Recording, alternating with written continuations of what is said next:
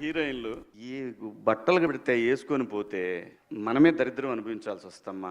ఏమనుకోవద్దు, హీరోయిన్లు అందరూ మీరు అనుకున్నా నాకు పోయేది లేదు, లాగి పీకుతాం మనం, అది వేరే విషయం.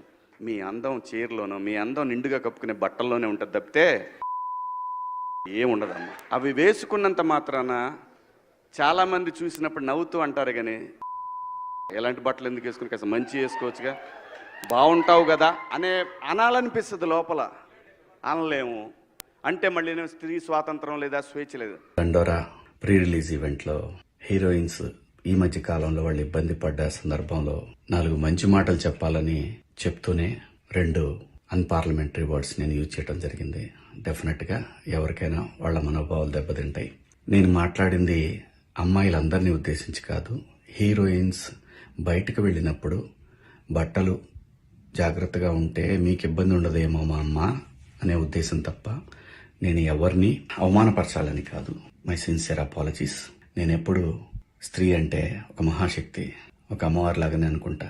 ఇవాళ సమాజంలో స్త్రీని ఎంత తక్కువగా చూస్తున్నారో మనందరం చూస్తున్నాం. అటువంటి అవకాశం మనం ఇవ్వద్దు అని చెప్పే ఇంటెన్షన్లో ఒక ఊరు భాష మాట్లాడాను. అది చాలా తప్పు. I know, my sincere apologies.